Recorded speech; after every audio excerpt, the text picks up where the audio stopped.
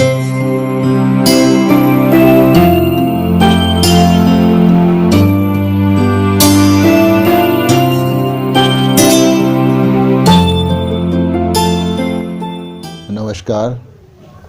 मैं डॉक्टर नरेंद्र गुप्ता एक बार फिर आप सबका स्वागत करता हूं अपने चैनल होम्योपैथी एनलाइटन में। तो ये जो केस मेरे पास है इस वक्त जो मैं रिकॉर्ड कर रहा हूं, ये मरीज मेरे पास 10 अक्टूबर 2015 को आई थी। ये एक 35 वर्षीय महिला का केस है। पहले इसने अपने IBS मतलब इरिटेबल बाउल सिंड्रोम का इलाज करवाया था। उसके बाद ये पिछले 7-8 सालों से ठीक चल रही थी, परंतु कभी कभी छोटी बीमारी के लिए ये दवाई लेने आ जाया करती थी। तो उसका पूरा परिवार मुझसे इलाज करवाता है। उसकी ननद भी डेंटिस्ट है।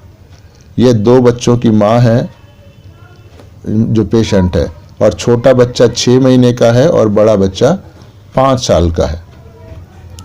तो ये एक मनोरंजन वाटर पार्क यानी अम्यूजमेंट वाटर पार्क की मैनेजर है।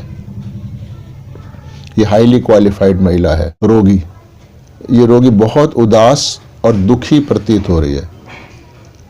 बहुत धीरे धीरे मतलब उसके चेहरे से, बॉडी लैंग्वेज से पता लगता है कि बहुत परेशान और दुखी है। शुक्रवार को मैंने अपनी दाढ़ माने मोलर टूथ निकलवाया था जी। पहले उसकी रूट कैनाल होकर कैप लगाई हुई थी, उसके कारण ये दांत अंदर से पूरी तरह से गल गया था। मतलब पेन के कारण बहुत धीरे धीरे बोल रही है ताकि तकलीफ ना हो, जिसके कारण ये दांत अंदर से पूरी तरह से गल गया था। उससे मुझको बहुत ज़्यादा दर्द था, उसमें इन्फेक्शन भी हो गया था। इसलिए पहले दांत के ऊपर की कैप को काट कर निकालना पड़ा। फिर उन्होंने दांत निकाल दिया। उसके कारण उसमें बहुत गहरा जख्म हो गया है। उसका जख्म भरने में अभी लगभग 1 महीना लगेगा। उसके बाद ही उसी जगह में नया दांत लगाकर फिर नया क्राउन लगेगा। पर अभी तो दांत निकलने के बाद से आज तक तो बहुत ज़्यादा दर्द है। मतलब इसके चेहरे की बिल्कुल हवाइयाँ उड़ी हुई हैं दर्द के मारे। मैं दर्द की गोली खाने से बचती रहती हूँ, क्योंकि मैं अपने छोटे बच्चे को दूध पिलाती हूँ। उसको पहले ही लिवर की समस्या है, उसके शरीर पर दाने रहते हैं। अगर मैं दर्द की गोली खाऊंगी तो उसकी समस्या और ज़्यादा बढ़ जाएगी। यानी इतनी पेनफुल स्थिति में भी ये अपने बच्चे के भले का ध्यान रखे हुए है, परंतु दर्द इतना ज़्यादा है कि मैं कुछ भी नहीं कर पा रही हूँ। ना तो खा पा रही हूँ, ना कोई काम कर पा रही हूँ। मेरे लिए बोलना भी बहुत मुश्किल हो रहा है। अगर ये स्वयं ना बताए तो मैं नहीं समझ पाता कि इसको इतना ज़्यादा दर्द है, क्योंकि चेहरे पर दर्द के इतने खराब हाव भाव नहीं है। और अगर ये लगातार बिना रुके सहजता से परेशानी बताई जा रही है, मतलब ऐसे नहीं कि दर्द के कारण एक सेंटेंस के बाद रुक गई। और चिड़चिड़ापन बहुत हो रहा है मुझको, पर कुछ भी करने की हिम्मत नहीं हो रही है। तो ये एकदम हालात खराब हो रहे हैं जी। जब दर्द की गोली खाती हूँ तो हल्का सा दर्द कम हो जाता है, परंतु कुछ देर के बाद दर्द फिर शुरू हो जाता है। ऐसा भी नहीं कर सकती कि गोली लगातार खाए चली जाऊं। मतलब इसका मतलब है कि लगातार खाएगी तो पेन होएगा ही नहीं, तो समस्या नहीं होगी। पर वो खा नहीं रही, क्योंकि खाने से बच्चा दूध पीता है तो उस खाने का असर गोली खाने का असर बच्चे के शरीर में जा सकता है। उस डर से नहीं खा रही है। उसकी भी तो एक लिमिट है गोली खाने की। और वैसे भी अब तक तो 4 दिन हो चुके हैं। अब तक तो दर्द कम हो जाना चाहिए था, पर इतना ज़्यादा दर्द कम नहीं हुआ है। यानी 4 दिन तक दांत एक्सट्रैक्ट कराने के बाद भी उसका पेन इतना भयंकर बना हुआ है कि उससे बर्दाश्त नहीं हो रहा है। परंतु फिर भी चिड़चिड़ापन बहुत ज़्यादा है। इसमें लगातार चीस लग रही है। डॉक्टर ने कहा कि इसमें फिर से एक रूट कैनाल होगी, और 2-3 और भी दांत खराब है मेरे, तो उनमें भी या तो रूट कैनाल करना पड़ेगा या फिर उनको निकालना पड़ेगा। उसने कहा कि इस पूरी क्रिया में लगभग 2-3 महीने तो लग जाएंगे। वो थोड़ा थोड़ा करके करेंगे इस काम को। पहले एक दांत का पूरा इलाज करेंगे, फिर दूसरे दांत का इलाज शुरू करेंगे। इसमें तो 3-4 महीने लग जाएंगे, और मेरा दर्द तो बहुत ज़्यादा है। यानी अब दर्द को सहने की सीमा खत्म हो चुकी है, और अभी तो 3-4 महीने का समय उसको और आगे दिख रहा है इसी भयानक पीड़ा में, क्योंकि बच्चा तो दूध पीता रहेगा तो गोली नहीं खा सकती है। तो इसकी जो हम उम्र नंद है वो दांतों की डॉक्टर है, यानी डेंटिस्ट है। इसलिए मैं उससे पूछता हूँ भी, तो क्या उससे इलाज करवा रही हो तुम ननद से?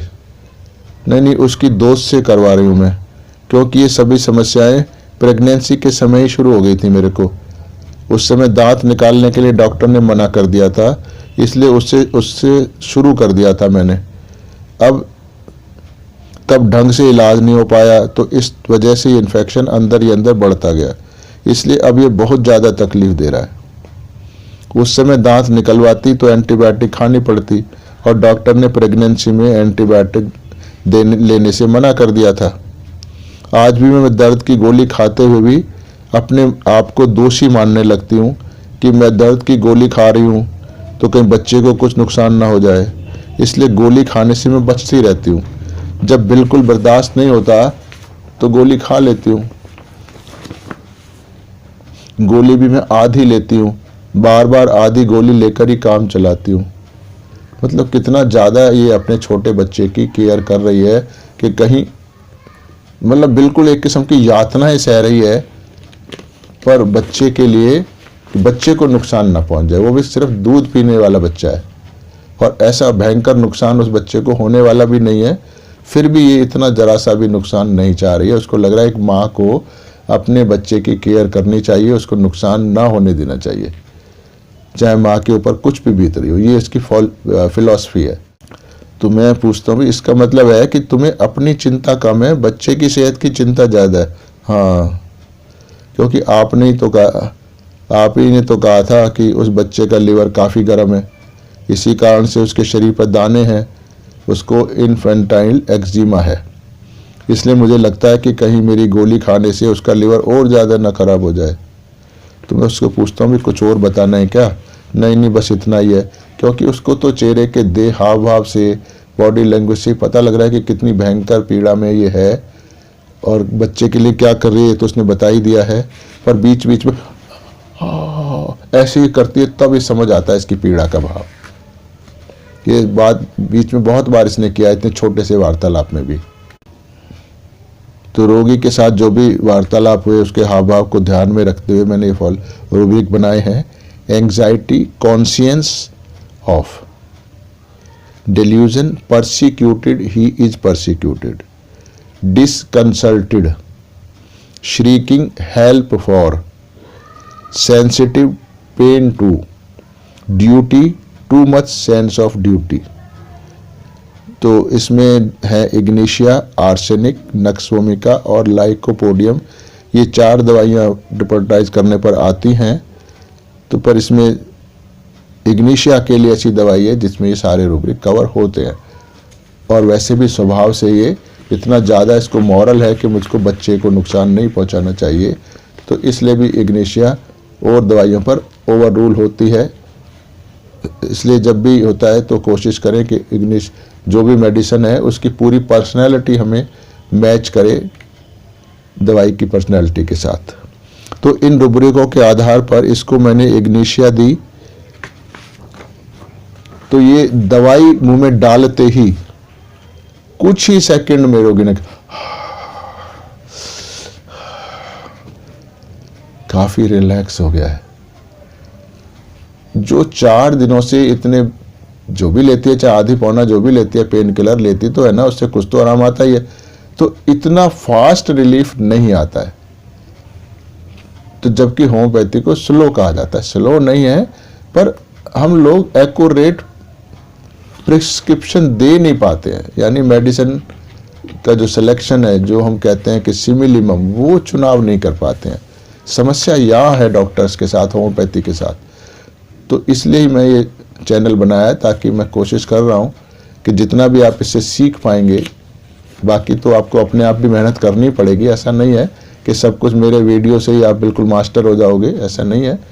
लेकिन इसके साथ साथ, वीडियो देखने के साथ साथ आप मेरे लाइव सेमिनार्स में आओगे, क्लासरूम में आओगे, जहाँ भी होंगी, तो आपको वो गहनता और ज़्यादा अच्छे से समझ आएगी। तो वीडियो देखने के साथ साथ वहाँ भी आना चाहिए। ताकि मैं वहाँ, क्योंकि यहाँ हम लोग वीडियो केस नहीं दिखा सकते हैं। ये सारे जो भी मैं पढ़ रहा हूँ ये सारे मेरे पास वीडियो केस रिकॉर्डेड है, पर पेशेंट की प्राइवेसी के कारण हम ऐसा कुछ नहीं कर सकते, ना ऑडियो ना वीडियो। तो उससे आपको वो फीलिंग आएंगी ही नहीं कि जो जान सको कि पेशेंट के इस एक्सप्रेशन को हमने इसमें बदला है।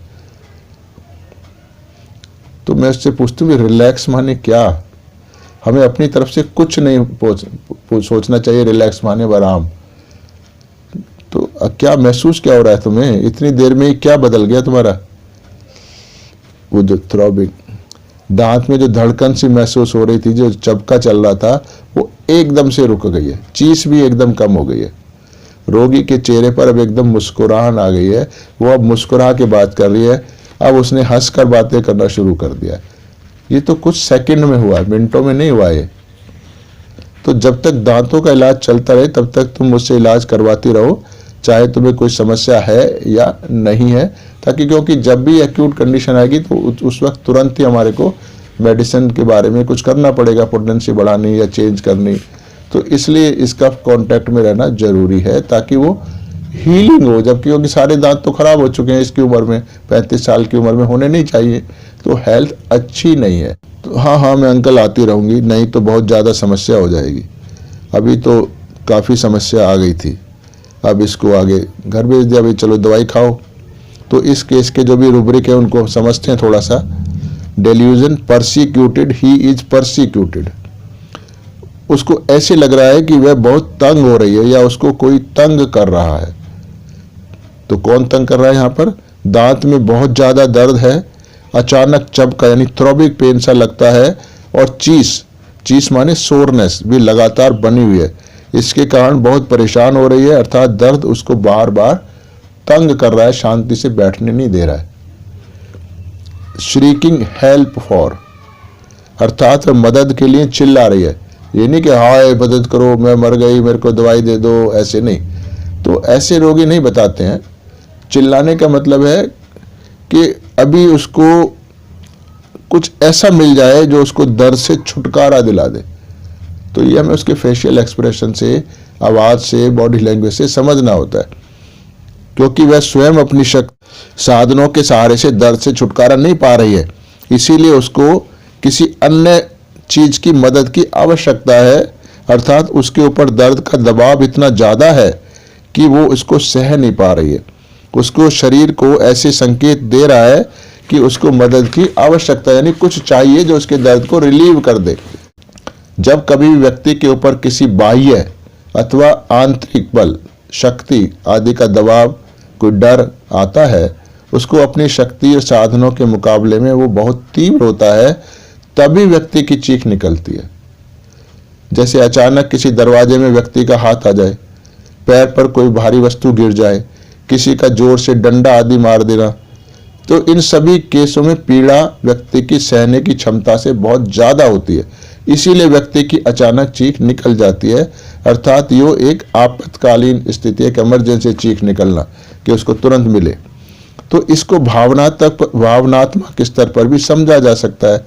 जैसे किसी माँ को अपने बेटे ने कुछ बुरा भला कह दिया, तो इसके कारण उसको इतनी तीव्र पीड़ा हुई कि उसके मुख से अचानक ही निकल पड़ा, हे भगवान तू मुझे उठा ले। मतलब इतना पीड़ा है कि इसको सुनने से पहले मैं मर जाऊं। तो इसके चीख में आवाज नहीं होती है, परंतु व्यक्ति की तीव्र वेदना और तड़फ झलकती है। तो ऐसा ही इस रोगी के साथ भी हो रहा है। हालांकि ये मुख से चीखने चिल्लाने की आवाजें नहीं निकाल रही है, परंतु उसके दर्द की पीड़ा उससे सही नहीं जा रही है। इसलिए इसको दर्द रोकने के लिए कुछ चाहिए, क्योंकि बच्चे को दूध पिलाने के कारण बच्चे का ख्याल करके वह एलोपैथिक औषधि खाना नहीं चाहती है। इसलिए वह अब 4 दिनों तक तकलीफ सहते रहने के बाद होम्योपैथिक दवाई लेने आई है। इससे पहले यह दर्द सहती रहती थी, अब दर्द उसकी सहन की सीमा से आगे चला गया है, या जब भी वो आगे चला जाता है तो फिर वो सिर्फ आधी गोली खाती है ताकि दर्द कुछ तो कम होकर उसकी सहने की सीमा में आ जाए। तो यानी उसकी चीखें फिर बंद हो जाए, जो चाहिए उसको मिल जाए, मदद मिल जाए। डिस्कंसल्टेड का मतलब बिल्कुल जैसे थक हार के हालात के सामने हथियार डाल दिया, वो उसको उसको लगता है कि अब मैं कुछ कर नहीं सकती, कुछ हो नहीं सकता, हार मान लिए जैसे। तो हताश हो जाना, हार मान लेना। वह दर्द को सहती रहती है, यानी दर्द से लड़ती रहती है कि गोली ना खाऊं नहीं तो बच्चे को नुकसान होगा। पर आखिर में दर्द इतना भयंकर हो जाता है कि वो दर्द से हार मान लेती है, उसके आगे सरेंडर कर देती है और गोली फिर खा ही लेती है। परंतु जब दर्द हद से ज़्यादा बढ़ जाता है तो वह थक हार कर दर्द निवारक गोली यानी पेन किलर खा लेती है। सेंसिटिव पेन टू, अर्थात दर्द के प्रति अति संवेदनशील होना। प्रत्येक व्यक्ति को दर्द सहने की क्षमता जो होती है वो अलग अलग होती है। हम स्वयं अनुमान नहीं लगा सकते कि व्यक्ति में दर्द की मात्रा कितनी है, अर्थात दर्द की मात्रा, तीव्रता आदि को नापने की कोई भी विधि हमारे पास है नहीं। इसीलिए हम यह नहीं कह सकते कि यह व्यक्ति इतने कम दर्द में, यानी कोई क्वांटिटेटिव मेजरमेंट ऑफ पेन नहीं है हमारे पास, तो इतने कम दर्द की मात्रा में इतना अधिक परेशान हो रहा है। परंतु जब भी व्यक्ति कहता है कि दर्द बहुत ज़्यादा है, दर्द सहा नहीं जा रहा, दर्द बहुत तंग कर रहा है, तो हम कह सकते हैं कि व्यक्ति दर्द के प्रति अति संवेदनशील है। नहीं तो और भी सह सकता था वो तो। Duty, too much sense of duty, अर्थात व्यक्ति को अपने कर्तव्य का बहुत अधिक एहसास है, अर्थात कि यह उसका कर्तव्य है कि यह उसको हर हालत में करना ही चाहिए। उसको पूरा करते समय चाहे उसको स्वयं को कितनी भी परेशानी क्यों ना हो जाए, वह अपने कर्तव्य को पूरा करने से पीछे नहीं हटता है। इस रोगी के केस में भी ठीक इसी प्रकार की स्थिति है कि वह स्वयं दर्द के कारण इतना दुखी हो रही है, परंतु फिर भी दर्द रोकने के लिए पूरी गोली नहीं खा रही है, क्योंकि ऐसा करने से उसके बच्चे को नुकसान पहुंच सकता है। उसको यह बात मालूम है कि माँ होने के नाते उसका फर्ज है कि वह ऐसा कुछ न करे जो उसके बच्चे के लिए हानिकारक सिद्ध हो। इसी फर्ज या ड्यूटी को निभाने के लिए वह दर्द को सहती रहती है। एंग्जाइटी कॉन्शियंस ऑफ, अर्थात व्यक्ति को ऐसा एहसास होना कि ऐसा कुछ काम कर रहा है कि जो उसको नहीं करना चाहिए, या उसने ऐसा कुछ कर दिया है जो उसको नहीं करना चाहिए था। तो यह एहसास उसकी अंतर आत्मा को कचोटता है, यानी कॉन्शियंस को कचोटता है। इस केस में दर्द की गोली खाने से एकदम से उसके मन में उसकी आत्मा को चोट पहुंचाते कि ऐसा करके तो वह स्वयं ही अपने बच्चे को नुकसान कर रही है, जो कि एक माँ होने के नाते उसको नहीं करना चाहिए, गलत काम समझती है वैसा करना। तो कॉन्शियंस क्या होती है? कॉन्शियंस एक ऐसी भावना है जो व्यक्ति को अपने मन या आत्मा से ऐसा एहसास कराती है कि जो भी वह कर रहा है वो सही है अथवा गलत है।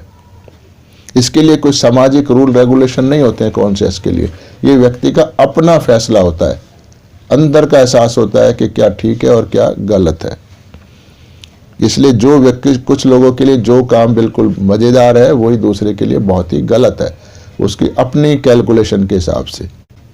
अर्थात व्यक्ति को अपनी सोच के अनुसार सही गलत का एहसास होना, यही कॉन्शियंस है। इसका सामाजिक नियमों से कोई सरोकार नहीं होता है।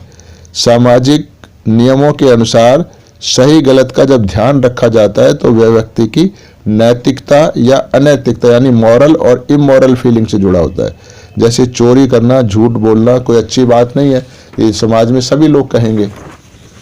तो इस केस में हमने और भी बहुत सारे रूब्रिक ऐसे हैं जो हम ले सकते थे, पर उस छोटे से केस के समय ये सब लेना संभव नहीं होता है। उस समय तो ये होता है मरीज देखो, उसको सिमिलियों सेलेक्ट करो और मेडिसिन दो ताकि उसको तुरंत आराम आ जाए। तो बाकी रूब्रिक जो ले सकते थे वो मैं आपको पढ़ देता हूँ।